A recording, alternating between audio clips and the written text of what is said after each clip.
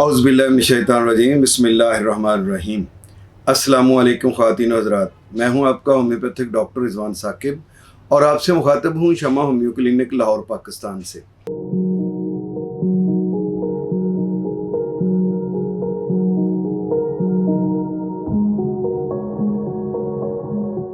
आइए आज बात करते हैं कि अंडे से जो एलर्जी हो जाती है, जिसको हम एग एलर्जी कहते हैं, या जिन लोगों को अंडा मुआफ़िक नहीं होता, उसकी क्या वजूहात हैं, उसके क्या साइन सिम्टम्स हैं और उनका होम्योपैथी में क्या इलाज है। देखिए, अंडे तो सबको पसंद हैं और नाश्ते में आम तौर पर जो है वो अंडा ही खाया जाता है। और इसके अलावा ये है कि अंडा वाक़ईतन एक बहुत अच्छी ग़िज़ा है और इसमें कैल्शियम भी है और इसमें मुख्तलिफ़ किस्म की प्रोटीन है जो कद को बढ़ाने में और ख़वातीन में बहुत सारे मसाइल को हल करने में ये अंडा एक बड़ी मुफीद ग़िज़ा के तौर पर समझा जाता है। और जो ऑस्टियोपोरोसिस शुरू हो जाता है 40 साल के बाद, हड्डियाँ भुरभुरी होना शुरू हो जाती हैं, तो उस वक्त भी अक्सर ये एडवाइस किया जाता है कि 2 अंडों की सफ़ेदी सुबह खाएं, 2 अंडों की शाम को खाएं। इसके अलावा दांत ख़राब हो रहे हों, कैल्शियम की कमी हो रही हो, प्रोटीन की कमी हो रही हो, तो बच्चों को ये कहा जाता है कि इसको अंडा दें। बेड वेटिंग में भी अक्सर ये कहा जाता है कि हाफ़ बॉयल अंडा दिया जाए। और सर्दियों में तो ये सबकी मरगूब ग़िज़ा होती है कि सारे ही बड़े शौक़ के साथ उबले हुए अंडे चाय के साथ खाते हैं, या फ्राई अंडा जो है वो नाश्ते के साथ मस्ट होता है। तो ये वो सारी चीज़ें होने के बावजूद कुछ लोग बेचारे ऐसे होते हैं जो अंडा थोड़ा सा भी खा लें या किसी भी ग़िज़ा में अंडा शामिल है, इवन कोई केक रस ही बने हुए हैं तो केक रस के अंदर ही जो अंडा शामिल है वो भी उन्होंने एक बाइट भी ले ली है तो उसके बाद उनके पेट में शदीद दर्द शुरू हो जाता है, क्रैम्प शुरू हो जाते हैं। इसके अलावा स्किन जो है उसके ऊपर धब्बड़ बनना शुरू हो जाते हैं, स्किन पर ख़ारिश होना शुरू हो जाती है। बाज़ लोगों की अंडा खाने से आंखें सुर्ख हो जाती हैं, बाज़ को वॉमिटिंग शुरू हो जाती है और गला जो है वो पकड़ा जाता है, ऐसे लगता है जैसे सांस नहीं निकलेगी और छाती पर बोझ सा महसूस होता है। बाज़ लोगों को डायरिया हो जाता है, मोशन आने शुरू हो जाते हैं अंडा खाने की वजह से, और बाज़ लोगों की पल्पिटेशन बढ़ जाती है। और ये सारी चीज़ें क्या होती हैं, ये होती है एग एलर्जी। तो एग एलर्जीज़ तो बेशुमार हैं और उनकी बहुत सारी अक़साम हैं। और कोई भी चीज़ जो हमारी बॉडी को, जो आम लोगों को तो माफ़ूक है, लेकिन हमारी बॉडी जो है वो जब हम खाते हैं तो वो उसको कबूल नहीं करती है, बल्कि उसकी वजह से उसको कोई रिएक्शन शो करती है, तो उसको हम एलर्जी कहते हैं। तो एग एलर्जी आमतौर पर बच्चों में ज़्यादा पाई जाती है और इसका होम्योपैथी में बेहतरीन इलाज मौजूद है। हम एग एलर्जी के हवाले से चंद मेडिसिन हैं, उनको मैं यहाँ पे बताता हूँ आपको। खुदा न खास्ता अगर आप किसी भी वजह से एग एलर्जी में मुब्तला हैं तो उसके लिए आप इन मेडिसिन का इस्तेमाल कर सकते हैं, लेकिन मैं आपको यही एडवाइस करूँगा कि कभी भी प्रॉपर डायग्नोज के बगैर और किसी अच्छे डॉक्टर के मशवरे के बगैर कोई भी मेडिसिन इस्तेमाल ना करें।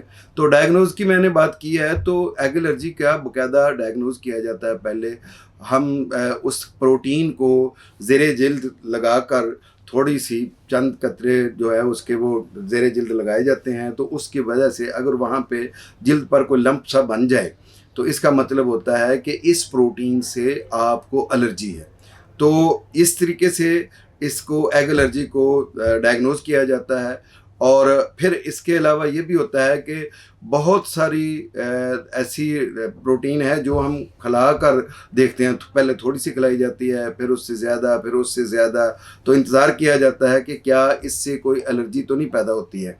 फ़र्ज़ किया अगर थोड़ा सा एग भी, बेशक वाइट है या उसमें योक है, उसकी जर्दी है, वो कोई भी खिलाई जाए तो उससे अगर छींकें आनी शुरू हो जाएं, अगर आंखें सुर्ख होना शुरू हो जाएं या धप्पड़ बनना शुरू हो जाएं या कोई और इस तरह के सिम्टम्स आना शुरू हो जाएं या पेट में थोड़ा सा दर्द होना शुरू हो जाए, तो ये समझ लिया जाता है कि इसको एग से एलर्जी है। और फिर उसके बहुत सारे दीगर टेस्ट किए जाते हैं जिसमें ब्लड टेस्ट भी होता है। तो ये बाज़ औक़ात तो ये मौरूसी होती है जो एग एलर्जी है, और बाज़ औक़ात ये होता है कि आपके मुख्तलिफ़ किस्म के एनवायरनमेंट की वजह से या आपके डाइट के मुख्तलिफ़ किस्म के जो मामूलात हैं उनकी वजह से भी ये पैदा हो जाती है और ये एक ऑटोइम्यून सी डिज़ीज़ बन जाती है कि जिसको बाज़ औक़ात जो है वो कंट्रोल करना मुश्किल हो जाता है।